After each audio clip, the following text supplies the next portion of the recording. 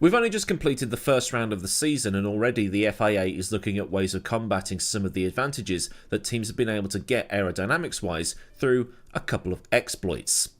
Yeah, exploits, that's what we'll call them. But really what this is doing is lining up with what they're going to be changing from the Spanish Grand Prix onwards. Flexing wings had been a talking point all through testing, and for a time talked about in the latter part of last season, as McLaren was seen to be able to exploit a nifty little hole in the rules that allowed them to have what was essentially a mini DRS at Baku. An exploit, a hack, whatever you want to call it, that was closed pretty much immediately. But that didn't completely evaporate McLaren's pace, as they still topped or were near the top of sessions following Baku. But exploitation of what's known as aerodynamic elasticity, or otherwise having the car behave in certain ways to generate speed and grip, has been on the menu for a long time. As early as the 1990s, teams were doing tricks to gain some extra straight line speed. Now I say teams, more team, because Williams turned up onto the grid in 1992 with the FW14B and later refined that into the FW15C for 1993. On both cars there was what was known as the overtake button, a button that would boost the power of the Renault engine a tiny bit and would also drop the rear of the car down lower, so that there was a little bit less drag on the rear wing and a little bit of top speed generated. So that, plus the extra power from the engine, meant that the Williams cars in those 2 years had something a little extra up their sleeves, if they needed it. And with the banning on active suspension for 1994, the teams had to find other ways of achieving the same effect. After the 2021 Brazilian Grand Prix, there might have been screams of active suspension online, when Hamilton's Mercedes was seen to be dropping on the straights for a little bit of extra top speed, when he passed a certain speed point, if you want to call it that. But like with flexing wings, all of that is to do with very clever maths and physics knowledge to get things to do what they need to do at exactly the right point. They might have set that suspension to drop at, I don't know, just faster than the fastest corner of the track, so it dropped on the straights, but for every corner they had the ride height at the rear as normal, just so the thing will turn in properly. And this is basically what the whole thing surrounding FlexiWings TM is now. It's, well, quite hard to explain, so I'll recap how we got to this point and how these changes might affect certain teams. I brushed on this before after Baku, so it has been a few months. During that race, the McLaren's rear wing was bending in such a way that a small hole was created that was basically DRS without DRS. In doing so, less drag was created, and the McLaren's top speed, at least in the hands of Piastri, was just enough that the Ferrari of Leclerc was not able to overtake with full DRS, since the difference between the two cars was too low. Usually it's about 10 to 12 miles an hour difference between DRS and no DRS, but in this case it could, and this is just an arbitrary number, be closer to 8 or 9. Just enough to prevent the Ferrari having a slam dunk overtake into turn 1. It's quite a clever idea, and I described it as such at the time, but it was one of those legal until it isn't legal things.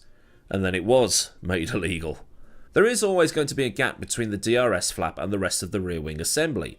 Things need to move around a bit, but as the engineers are going to engineer, they'll see that tiny little gap and see if they can maybe make it a tiny bit bigger, under certain conditions that is. The thing is, you can't make the pieces of the bodywork 100% rigid so they don't move at all. You have to have some flex to be able to take some of the load, otherwise they just snap. But as always with Formula 1, give people an inch and they will look at ways of taking a mile. The rules at the time did take into account that there could be some panel gap, if you want to call it that, but the rules said that that gap can only be a maximum of 4mm. What that is in inches, I don't know, that's something you might need to look up yourself. But on Oscar's car, that gap was rumoured to be around 2cm, which was enough for a considerable boost in straight line speed. Now, to avoid going through all the post-Baku flexing wing debate video again, because that'll break my brain, I'll direct you to something I believe McLaren was exploiting during that time. FIA Formula 1 World Championship Technical Regulation 3.10.10, the rule that governs the drag reduction system, better known as DRS. And that section has subsection G, which says, any alteration of the incidence of the uppermost closed section may only be commanded by driver input and controlled using the control electronics specified in Article 8.3. Subsection H says, at any Y plane, the distance between the two sections of the rear wing profiles at their closest position must lie between 10mm and 85mm. I don't understand what any of that means, but what I thought was happening at the time is that McLaren's wing complied with those rules when the car was standing still, up to around I don't know, 150, 160 miles an hour or so. Then the wings started to lift to create what has now become known as the mini DRS. And because of me not knowing much, I said before that McLaren might be in the clear because that 2cm gap that Oscar supposedly had was more than the minimums and less than the maximums allowed. McLaren voluntarily withdrew that wing after Baku, but it's not like they were using it all the time. I think that specification of wing was only used at Baku and Monza, with other wings being used at places like Spa and so on. So the problem largely went away. But the FIA, seeing that the other teams might catch on to McLaren's ideas and try to engineer their own attempts at circumventing these rules, decided that they were then going to get tough on these kinds of hacks. So now we've just started the 2025 season, and already the FIA is starting to change what is allowed with regards to these flexing wings. The FIA has made things quite clear in the technical regulations. Translated to English, it means this thing can only be open or closed. There cannot be any in between, which further translates to no flexing. Insert the Peaky Blinders meme here. No flexing, no flexing, no flexing, no flexing, no f***ing flexing.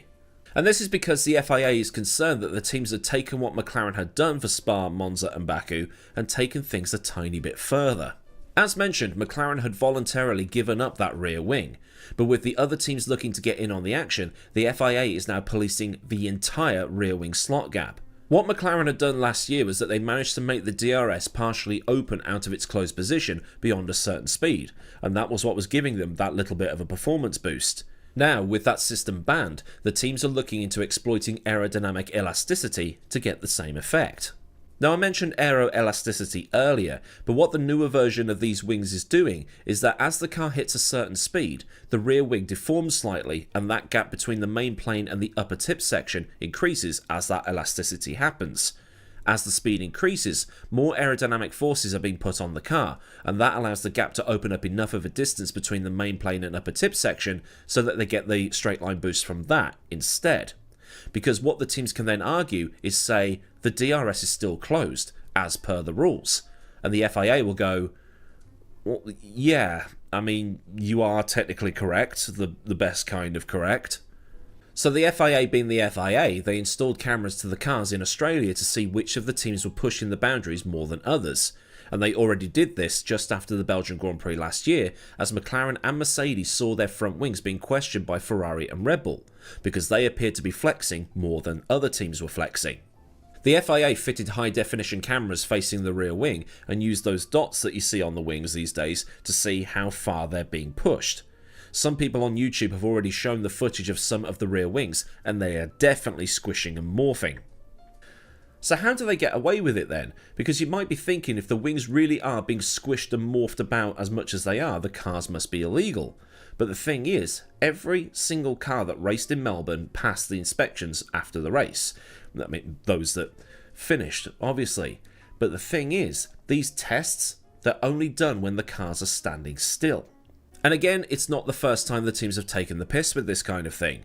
The dropping of skirts in the ground effect era, the water-cooled brakes thing, and Brabham's ride height adjusters all being stuff that was cooked up in the past to get around the whole while we're on track there's nothing you can do mentality. And the tests on the front and rear wings have been changed for 2025. In 2024, the FIA loaded the front wing up with 60 newtons of force at a specific point on the front wing. If the wing flexed less than 3mm, the whole thing was kosher and you passed the inspection. So what the teams might do is they might design the front wing so that the part they know the FIA will test will flex to where it should under that load, but will rig that part and other parts of the front wing to bend beyond that 60 newton load. Probably, I don't know, 70, 90, 100, depending on what they're going for. And the FIA does this because they don't want the wings flexing lower than they should. I'm no aerodynamicist, but the general rule is the lower to the ground the front wing is, the more downforce it can produce. And in multiple years, the FIA has raised the front wing heights and narrowed the front wings to reduce the amount of grip available. Although they did kind of mess up the 2005 regulations, where the height of the front wing was measured by the height of the end plates, which resulted in those U-shaped channels in the centre of the car. The downforce was then clawed back under the car instead of having it from the top side. But the whole thing is incredibly confusing. In fact, I'm having to go through the edit and put in extra bits because I've confused myself, which doesn't help, so I'm aiming to fix all of that so that you don't get confused. The gap between the main plane and the flap of the rear wing, called the slot gap, is now allowed a gap of between 9.4mm and 13mm for China, while it was between 10 and 15mm in Australia. The amount of flex you were allowed in Australia was a 2mm tolerance, but now that tolerance is being shrunk to 0.5 of a millimetre with 750 newtons of force applied. That's half a millimetre. It's very specific and very, very small. But for one race only, there'll be a 1/4 of a millimetre tolerance added, so they'll actually get 0.75 of a millimetre instead. So why the change? Well, it comes off the back of Red Bull questioning the legality of some of the rear wings that were used in testing recently. Now, raising a question does not equate to running and crying to the FIA. That's a distinction that needs to be learned here. One might think that Red Bull had built a wing that complied with the rules to the letter, while the other teams are running with wings that bend the rules. No pun intended. This was further expanded on when the Mercedes rear wing in particular was morphing about like it was Odo from Deep Space Nine. So the big question is, will this end up screwing McLaren, or is it just copium from some parties? The data from Melbourne would suggest that maybe it won't. The McLaren's biggest advantage was in the final part of Sector 3, through turns 11, 12, 13 and 14. So basically, the end of the back straight to the end of the lap. The McLaren had way better traction through that section, and ended up bagging the front row by around 4/10 to Verstappen. But as the race pointed out, all but a couple of hundredths of that gap were pulled out in Sector 3 alone. Verstappen was actually the fastest car from the exit of turn 6 up to the fast left-right chicane, which is where you'd expect a mini DRS to have an advantage. And then the McLarens were faster up towards turn 11 thanks to having better grip and therefore better top speed through that left-right chicane, and Oscar was lobbing in there so effortlessly. But Lando said that if the first race had been in Bahrain instead of going to Australia first, he thinks McLaren wouldn't have won that Grand Prix, but that's one for you to discuss down in the comments. So it's no surprise then that Pierre Vacher, the technical director at Red Bull, is still convinced that McLaren and Ferrari are still pushing what's possible with the flexing rear wings. The theory is that if you have a flexing wing, you can run higher downforce levels so you have more cornering grip, and then that all gets negated with the wings flexing and then increasing your straight line speed, something that McLaren was able to do in the days of the F-duct that everybody soon scrambled to copy. Or you do the opposite with the double diffuser and the blown diffuser.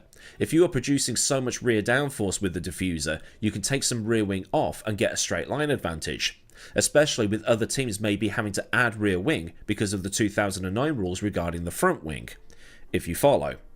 Basically, with those 2009 regulations, the front wing was producing way more grip versus the rear wing, so the theory was that the cars would be very twitchy on turn-in, so it left the team scrambling to get all the downforce at the back again, something that, obviously, Brawn did a lot better than everybody else in 2009. But the general consensus from people online is that this is all, once again, an artificial way of closing up the championship. The thing is, the regulations are changing for next year, so it doesn't really seem like a great idea to be doing such a thing, especially with teams wanting to work on next year's cars. With budget caps, they might end up having to allocate some resources that could have gone on next year's car to this year's car to comply with any technical directives that have just come out. Some might say that parity and BOP are for touring car racing or for endurance racing, while F1 should be about pushing the boundaries. Others seem to be in the camp of, it's okay when my team does it, while last year there were those accusations of illegal asymmetric braking systems or whatever. Something, fix your effing car. And the FIA's wing tests were intended to be in 2 phases, but it was initially designed to be the rear wings in Australia and then the front wings in Spain. But this new one for China has come out of nowhere. The FIA did it in such a way to allow the teams enough time to get new wings designed for the Spanish Grand Prix, instead of having to rush through new designs and having the brand new designs that they were using in testing deemed illegal almost straight away. The FIA said, "These adjustments are aimed at further refining our ability to monitor and enforce bodywork flexibility regulations, ensuring a level playing field for all competitors to promote fair and exciting racing." The change in testing was a consequence of further analysis carried out by the FIA single-seater department after the conclusion of the 2024 season. But the thing is, seeing how much the rear wings were deforming at the Australian Grand Prix has led them to issue this new technical directive pretty much immediately, with the actual announcement of this coming on Monday the 17th of March 2025, less than 24 hours after the conclusion of the Australian Grand Prix.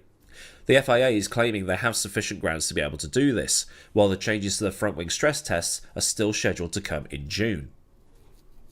There's the possibility that this rule might mess somebody else around instead, but the thinking is, if anybody's going to be messed around, it'll be McLaren. But if it does mess somebody else around, then maybe it wasn't McLaren they should have been looking at. But the FIA does seem to be hot on the heels of all this flexing stuff, with the changes to the front wings coming for Spain, and now this technical directive being issued so fast, just 2 races into the season. It means that the FIA really isn't liking what's going on and wants things to change.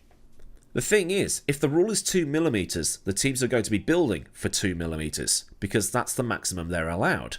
So, what if this change to 0.5mm comes to bite Red Bull in the back bottom instead? It's one of those things that happens from time to time, but like I said, we'll have to see what happens at the next Grand Prix, simply because of how messed up Australia was. In the meantime, you're more than welcome to have a discussion down in the comments about it.